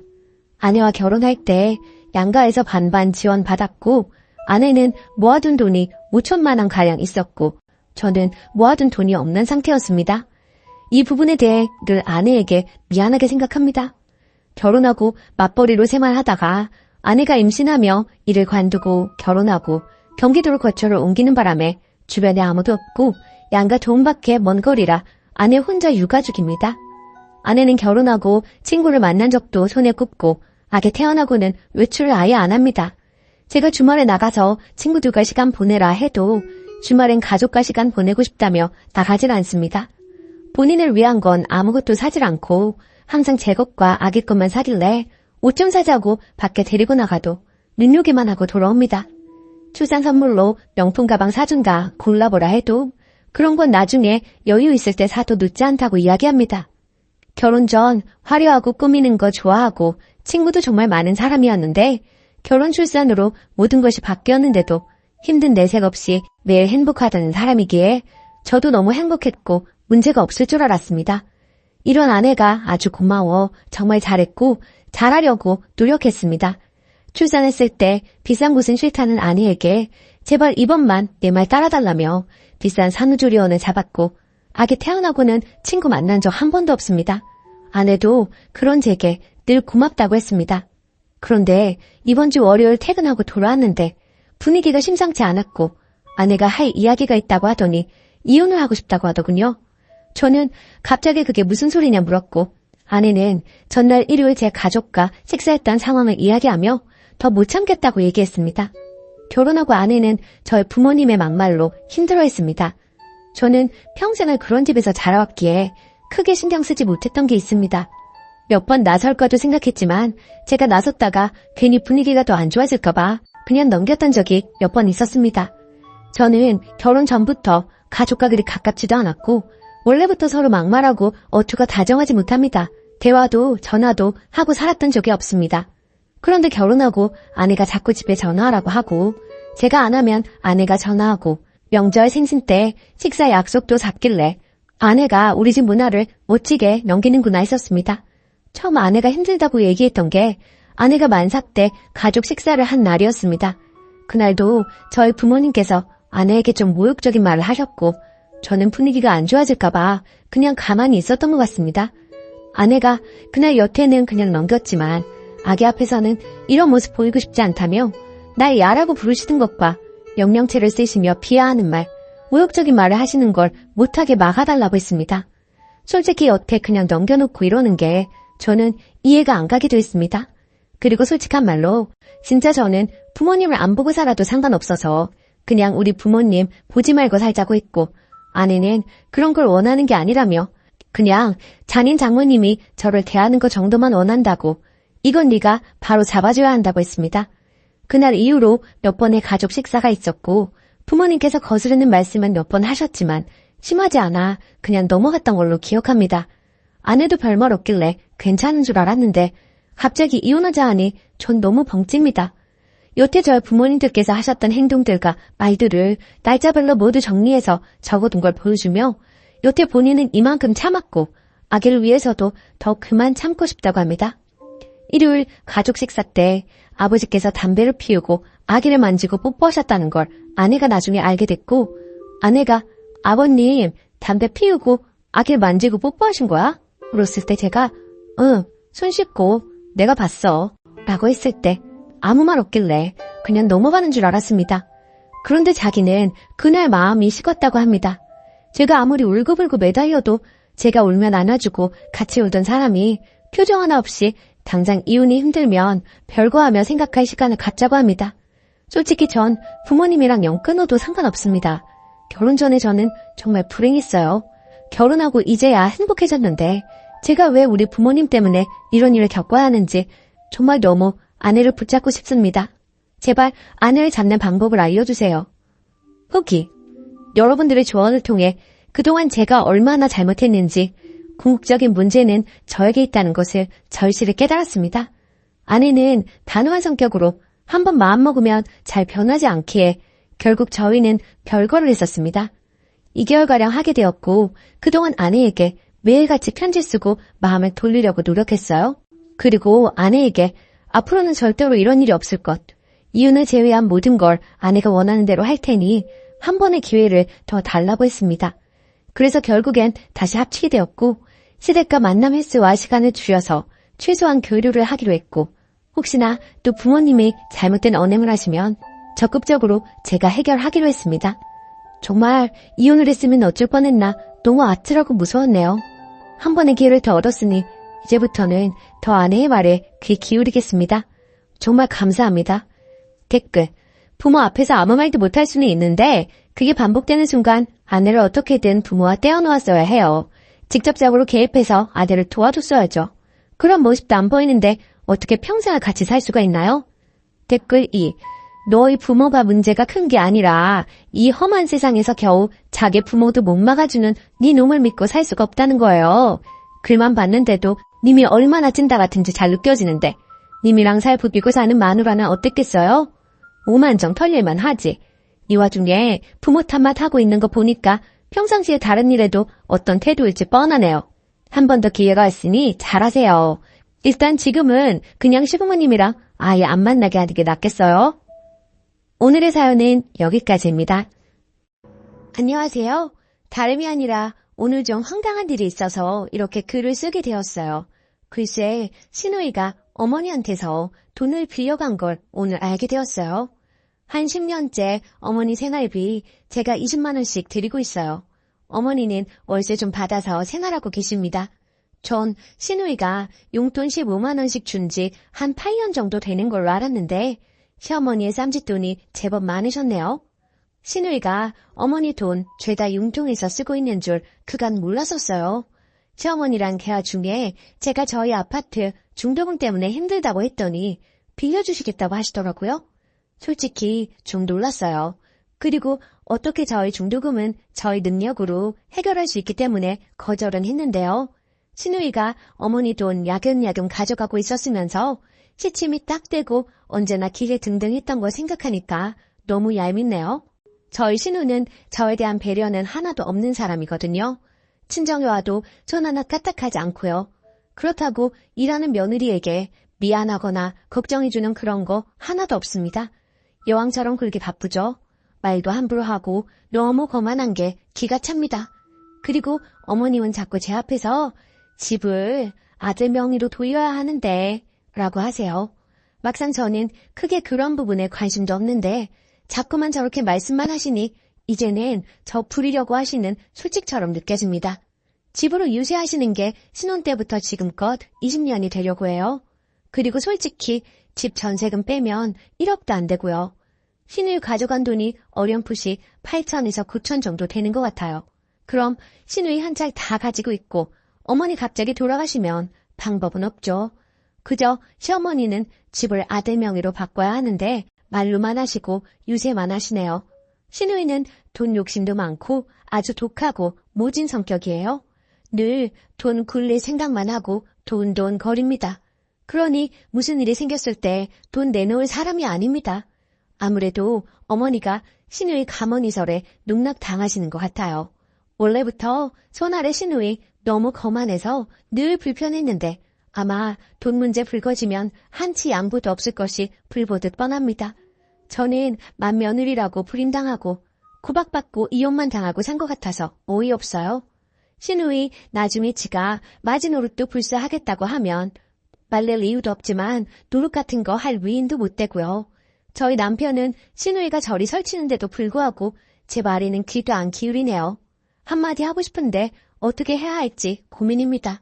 추가, 많은 관심 감사드립니다. 참고로 말씀드리면 위에도 언급했듯이 시어머니한테 중도금 안 빌립니다. 힘들긴 하지만 해결할 수 있어요.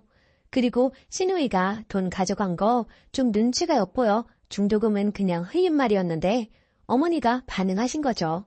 딸이 돈 빌려가도 친정에는 안 갚아도 된다는 건 도둑년 신부 아닐까요? 시누이는 그러고도 남을 것 같아서 더 열이받아요. 그간 시누이한테 상처받고 쌓였던 게 더 큰 것 같습니다. 그렇지 않았다면 이렇게까지 열이받지는 않았을 것 같아요. 돈이야 원래 없었다고 생각할 수도 있는 문제이지만 시누이 하는 짓이 정말 밉상이거든요. 지 오빠한테는 너무 여우같이 예쁘게 보이려고 합니다. 하지만 저는 물론이고 저희 아이들한테는 쌀쌀 맞고 냉정합니다. 너무 여우 같은 시누이 앞에서 속절없이 당하는 제가 너무 바보같이 느껴지고 황당해서 하소연해봤어요. 집에 들어가니 시어머니는 시누이 사진 닦고 계시고 자기 딸은 너무 아까워 부엌 근처에는 얼씬도 못하게 하시는 분이 돈까지 다 빌려주셨다고 하니 속상하더라고요. 팔이 안으로 굽는 건 맞는데 남의 자식 대하듯 며느리를 이렇듯 소외시키고 자기들 좋은 대로만 행동하는 시어머니랑 시누이가 얄미워요. 늘 부엌부터 들어가는 며느리에게 말 한마디 따뜻하게 할 줄 모르는 시누이. 더 이상 상대 말고 무시해버려야겠어요. 자기 친정에서 돈을 빌리던 말던. 그리고 집 명의 문제는 남편 보고 적극적으로 알아보라고 하려고요. 괜히 며느리가 나섰다가 모양만 이상해지니까요. 조언 정말 감사했어요. 댓글 1.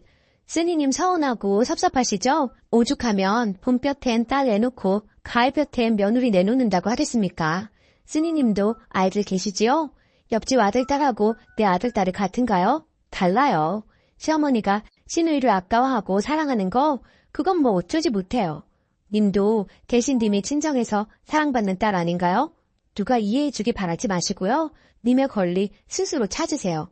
며느리라 왜 부엌부터 들어갑니까? 그것부터 바꾸세요. 시댁팔길 자주 가지 마세요.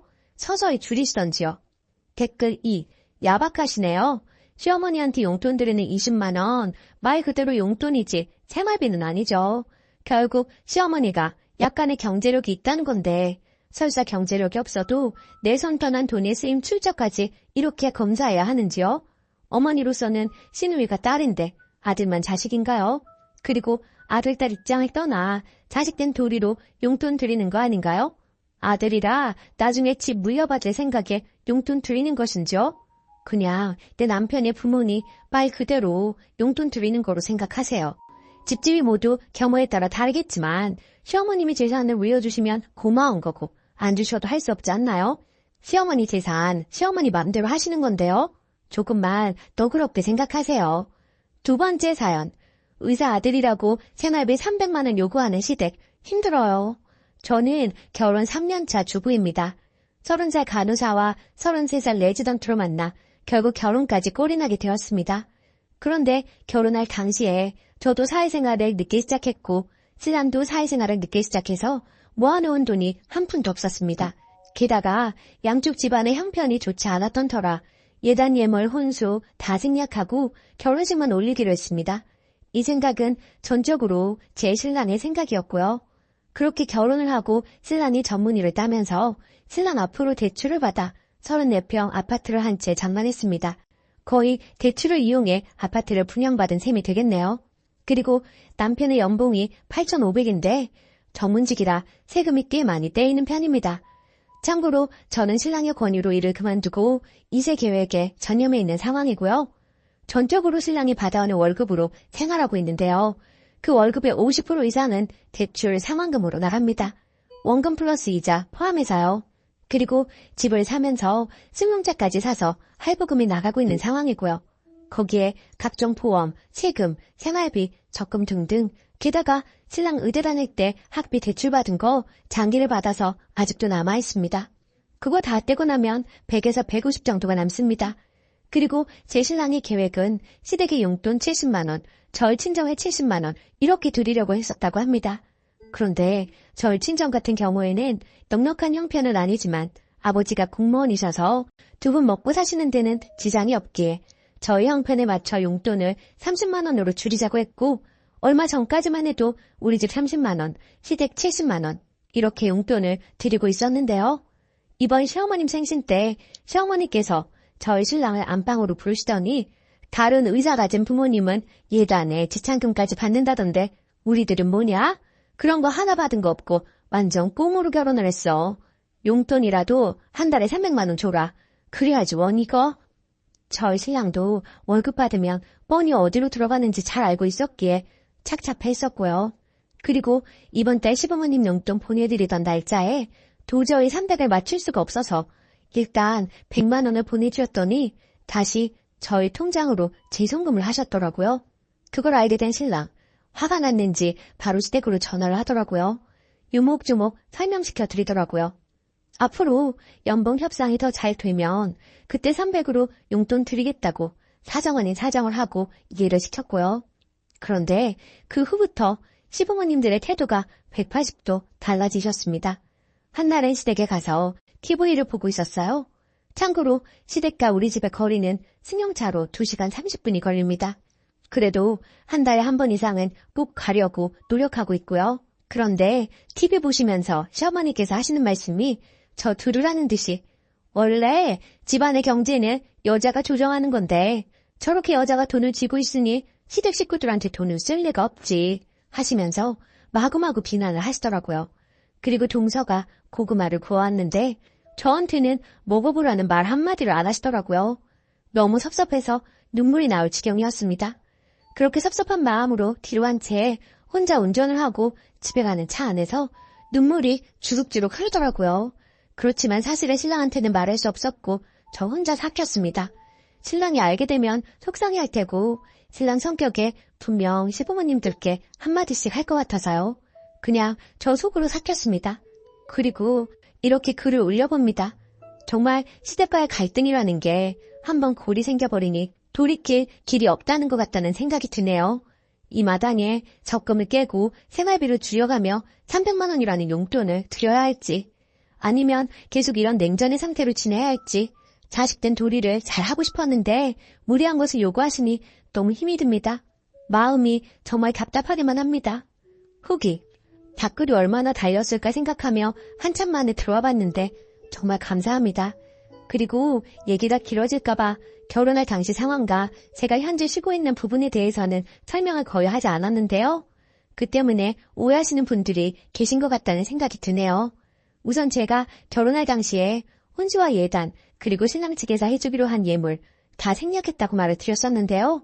이야기하자면 너무나도 길지만 최대한 줄여서 얘기를 해보자면 저희 아버지가 공무원이시긴 하시나 어머니께서 꽤 오랜 투병 생활을 하셨던지라 집안 형편이 많이 좋지 않았습니다. 물론 지금은 완쾌되셨고 형편도 어느 정도 자리를 잡은 상황이고요. 하지만 그때 당시 저는 아무것도 가진 것도 없는 데가 무슨 결혼이겠느나 싶어 일단 결혼은 포기하고 살고 있었습니다. 그러던 중에 지금의 신랑을 알게 된 것이고요. 그때 당시 제 신랑 끊임없이 저에게 다가왔고 제 마음 잡으려고 고생 많이 했던 사람입니다. 그럼에도 그런 신랑의 마음 저는 받아줄 수 없었고요. 저의 못난 현실 때문에요.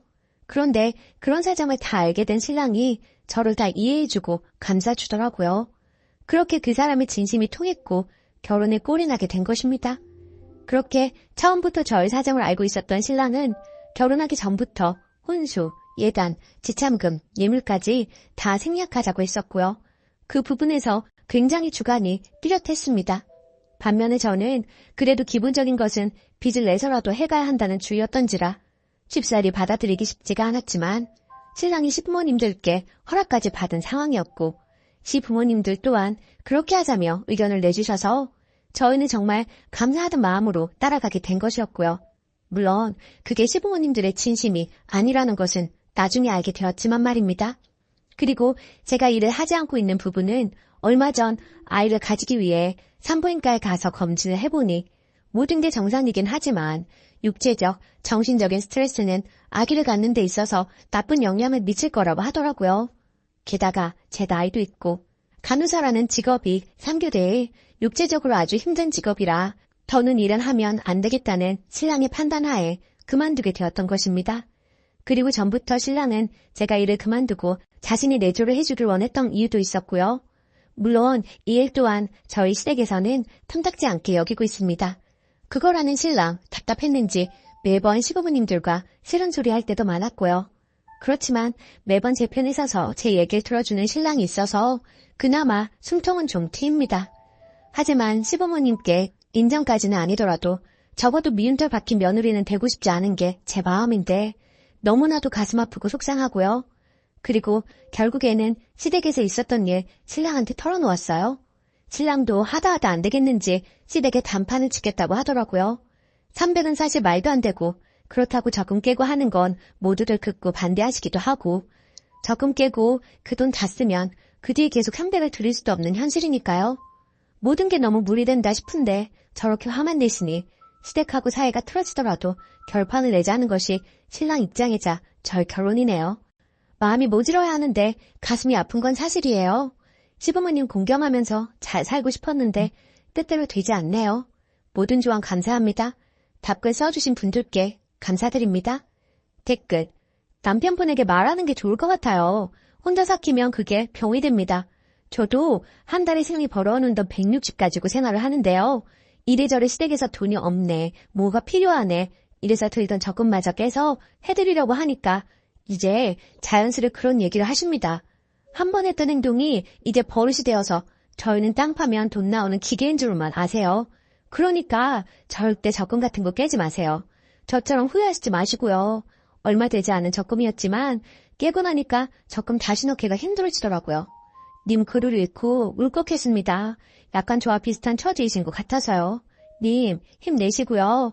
남편분과 이야기를 해보세요. 자식들이 부모 돈 벌어다주는 기계는 아니잖아요?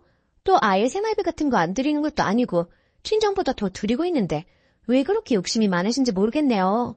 동서한테는 이렇게 바라시지도 않으시죠? 전 시부모님이 형님한테 안 바라시거든요. 그 등살에 저만 죽어나고요. 유산기에 조산기에 있다고 해도 저만 죽어라 부려먹고 돈과 필요한 물건 있음 저한테만 연락하더이다. 저처럼 이렇게 살지 마세요. 댓글 2. 죄다 무개념 아닌가요? 집 좀 작은 데 살고 차가 꼭 필요한가요? 돈 없으면 걸어다니고 적당히 있으면 버스 타고 다니면 되는 거지. 무리하게 집 큰 거 사고 차 사고 그렇게 살아야 하나요? 작은 평수에 대중교통 이용했으면 홀랐겠구만. 그리고 우리 부모님은 내가 돈 드려도 도로 주시면서 항상 하는 말이 돈 줄 생각 말고 돈 빌리거나 오지 말라고 그러시면서 돈 가져오지 말라고 하던데 그 시댁은 진짜 개념이 없네요. 오늘의 사연은 여기까지입니다. 안녕하세요. 속상한 일들 좀 시원하게 이야기하고 싶어서 이곳까지 오게 되었네요. 저는 시어머니가 한 말 때문에 가끔 속상해서 잠을 못 자는 며느리입니다. 저는 현재 30대 후반으로 올해 초 기다리던 임신을 하게 되었어요. 주위에서 임신은 하늘이 내린 선물이라며 힘들게 아이가 생긴 친구들이 있었지만 사실 그게 제 일이 될 줄은 몰랐죠. 매번 병원 다니고 주사 맞고 하는 게 정말 쉬운 일이 아니더라고요. 몸과 마음이 고되고 지쳐갈 무렵 생긴 아기라 더 소중하고 기뻤습니다. 그런데 임신 26주부터 계속 피가 비쳐 병원에서 움직이지도 말고 집에만 있으라는 말을 듣게 되었고 정말 집 밖에는 나가지도 않고 누워있는 생활이 지속되었습니다. 결국 나중에 고위험 산모실에 2주 동안 입원해 자궁수축 억제제를 맞고 버텼으나 약물 부작용과 조기 진통으로 33주 되는 날 응급제왕으로 출산하게 되었어요. 뭐든 자연스러운 게 좋은 것인지 그래도 출산하는 것보다는 수술이 쉬울 거라고 생각했는데 공포 그 자체였어요. 수술 깨고 나서도 제가 계속 헛소리하면서 눈물만 흘렸다고 하더라고요. 하지만 제 건강보다 중요한 건 아기였습니다. 아기는 출산 직후 인큐베이터에 들어가게 되었고 많은 걱정 속에 약 한 달간 인큐에 있다가 태어나게 되었어요. 한편 시어머니는 올해 초 유방암 초기 판정을 받은 상태셨어요. 바로 선항암 수술을 받았으며 아기를 출산할 때쯤에는 방사선 치료를 받고 있는 중이었습니다. 그런데 문제는 출산 후 시어머니의 잦은 전화와 통화 내용으로 제가 엄청나게 스트레스를 받게 된 것입니다.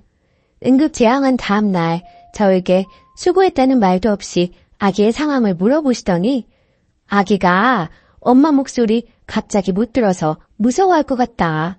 매일 네가 가서 목소리라도 들려줘야 하는 거 아니니? 하시더라고요.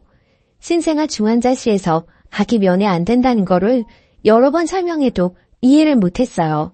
그리고 아기가 집에 오고 나서는 거의 2달간 2, 3일에 한 번씩 전화했는데 주로 가족 단톡방에 보낸 아기 사진을 보고 요즘 육아 방식에 맞지 않는 이상한 지적들을 계속해서 하셨어요.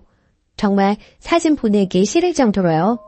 이를테면 아기 사진 보내면 뜬금없이 아기 양말 신겨라, 발 시렵다, 애 감기 걸려. 또 애가 젖병을 들고 있으면 분유 먹이지 마라, 엄마 모유를 먹여야 건강한 거야. 안 그래도 일찍 나온 애 네가 관리를 잘해야 하는 거다 하시기도 하고 백태를 거지에 요구르트를 묻혀서 닦아봐라 등등 얘기하셨어요. 그런 말들을 아기를 키워본 선배로서 하실 수 있는 말이라고 100번 이해해도 그 뒤에 시어머니 본인의 하루 일상 이야기, 음식 잔소리 등을 최소 30분, 최대 1시간 통화로 얘기하시니 너무 지치더라고요. 저는 당시 아기가 신생아라 3시간에 한 번 수유하고 모유랑 분유 혼합 수유하던 시기라 진짜 3시간에 한 번씩 쪽잠 자서 너무 힘들었거든요. 진짜 울고 싶은 상황이 여러 번 있었는데 그래도 시어머니가 투병 중이라 마음을 상하게 하고 싶지 않았고 조산을 경험하지 못하고 신생아 육아에 대한 기억이 오래돼서 가물가물하신가 보다라고 생각하고 이해하기로 했어요. 조산 과정과 제 심정, 육아가 녹록지 않은 상황을 디테일하게 두세 번 설명하면서 이해시키려고 노력했습니다. 근데 어느 날 아기의 병원 정기검진 날에 전화가 와서 통화하는데 시어머니가 아니, 아기가 왜 이렇게 자주 병원에 가냐? 하시고 물으시더라고요. 그래서 제가 큰일이 있는 건 아니고요. 아기가 일찍 세상에 나와서 잘 성장하고 있는지 확인하는 건데 다행히 이슈 없이 크고 있으니 걱정하지 마세요. 라고 했더니 웃으면서 네가 아기 내보낸 건 아니고? 라고 얘기하시는 겁니다. 순간 잘못 들은 건가? 했는데 다시 웃으면서 아기는 엄마 뱃속이 좋아서 더 있고 싶었는데 네가 내보낸 거 아니니? 라고 얘기하셨어요. 그 뒤로 마음이 너무 상하고 슬프기도 하고 화나기도 하고 전화 끊고 나서 남편에게 이 이야기를 했고 남편도 너무 충격받고 미안해 하더군요. 그 뒤로 저는 정신건강을 위해 시어머니랑 거리를 둬야겠다고 생각하고 부재중 답 전화도 안 하고 가족 단톡방을 보지 않았습니다. 그랬더니 시어머니가 남편에게 제가 왜 그러냐고 물었고 화가 난 남편이 한 소리를 했더니 시어머니와 아휴 걔가 그렇게 말하디? 나는 그냥 며느리한테 농담한 건데 걔가 좀 예민한 것 같다. 뭐 내가 악의적으로 그런 말을 했겠어? 농담으로 한 거지 하셨다네요. 시어머니의 뻔뻔한 반응에 남편이 더 화가 나서 엄마, 며느리가 예민한 게 아니고 어머니가 농담으로 할 수 없는 얘기를 한 거예요. 안 그래도 우리가 아기 일찍 낳았을 때 얼마나 마음이 아팠는데. 그리고 며느리는 몸도 마음도 얼마나 힘들었다고요. 그런 말 농담이라고 하시면 안 되죠. 하고 뭐라고 하면서 아내한테 함부로 하지 말라고 얘기했다네요. 그제야 시어머니가 알겠다고 반응하셨대요. 그렇게 상황이 마무리되었는데 저는 생활하다 불쑥 그 말들이 떠올라요. 시어머니의 비상식적인 말이 떠오를 때마다 그때마다 화가 나서 다시는 보고 싶지도 목소리도 듣고 싶지 않다는 생각이 드네요. 그래서 앞으로 올 설날에 너무 시가에 가기 싫은데 남편, 아기, 그리고 치료 중인 거 고려하고 꼭 참아야 되는 건지 혼자 답답하고 너무 스트레스 받는 중입니다. 어떻게 하는 게 현명할까요? 후기. 결국 이번 설에는 안 가기로 남편하고 합의했어요. 아이 때문에 움직이기도 어렵고 다 안 가기로 했고요.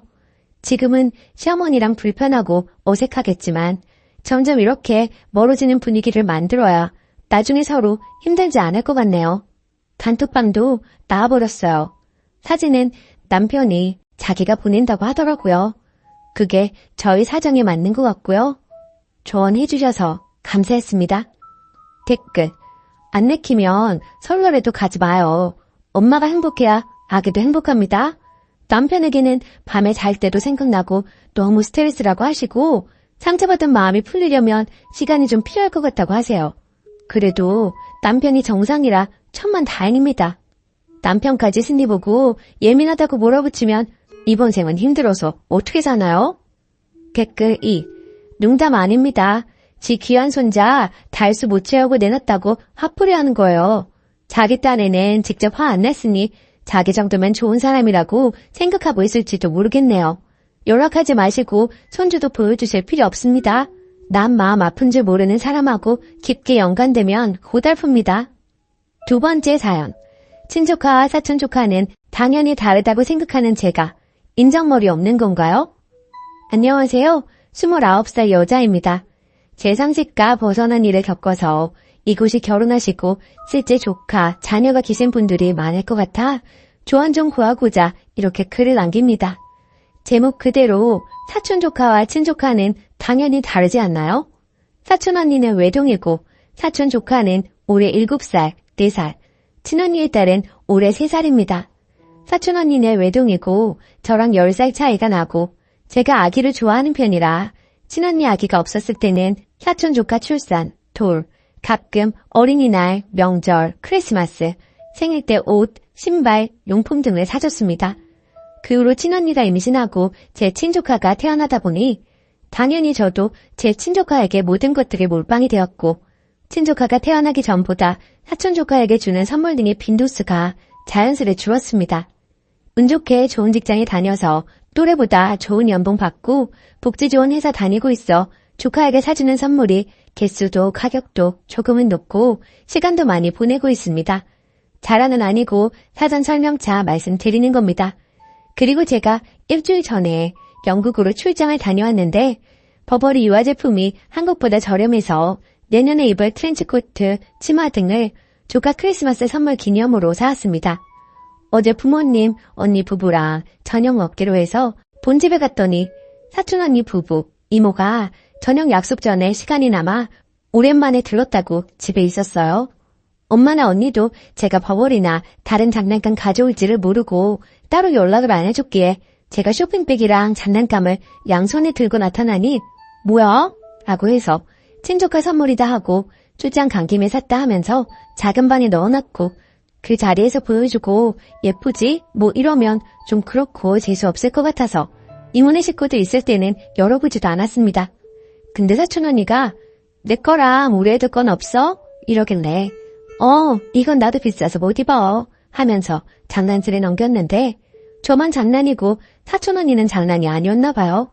오늘 카톡으로 아무리 사촌 조카랑 친조카 다르다고 해도 돈도 잘 버는데 버버리가 아니라도 우리 애들도 크리스마스인데 장난감 하나라도 사줄 수 있는 거 아니야? 만약 준비 못했으면 기분 좋게 용돈이라도 조금 한 번 줄 수 있는 거 아니야? 라고 메시지가 왔더라고요. 저로서는 어이가 없어서요. 퍼부으려다가 엄마랑 이모 사이 생각해서 언니랑 이모 애들 있는지 몰랐다. 그리고 버버리는 나도 영국 간 김에 산 거고 사실 그동안 내가 언니네 애들 사촌 조카 치고는 돌, 생일 등등 챙길 만큼 챙겼고 우리 언니도 뭘 해주면 고맙다고 하지 당연하게 바라지 않아. 이랬더니 돈 잘 벌고 좋은 직장에 능력도 있는 줄 알았더니 이런 것도 사촌이라고 제거했던 거니? 어쩌고 하길래 저도 못 참고 언니는 나한테 뭘 해줬길래 당당하게 바라는 거야? 내가 공부하고 시험 보고 회사 좋은 곳 간 거 내가 내 능력으로 간 거지. 언니가 나한테 축하한다는 그 말 제외하고 나한테 뭐 해준 거 있어? 내가 열심히 해서 얻은 결과에 대해 왜 모임 칭찬하려고 하는데. 그리고 나 땡땡이한테 지금 해주는 거 진영부한테 받은 고마움 갚는 거다.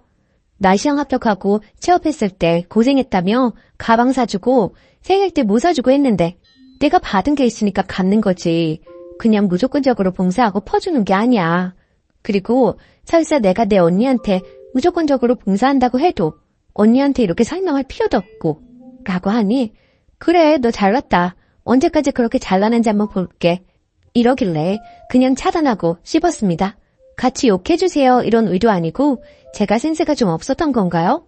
사촌 언니 큰딸은 내년에 학교 가니 가방이라도 사줘야겠다고 생각하고 있었는데 얘한테 그러면 안 될 수도 있지만 그 생각도 싹 사라지고 정 떨어져서요. 추가. 어제 글 올리고 댓글 달아주신 거 오늘 아침에는 읽을 수 있는 개수였는데 지금은 아침보다 더 많은 댓글이 달렸네요. 먼저 소중한 의견 감사합니다. 그리고 오촌 조카라는 거 촌스로는 아는데 하도 사촌 조카 하다 보니 글을 이렇게 적었는데 앞으로는 확실하게 오촌 조카라고 하려고요.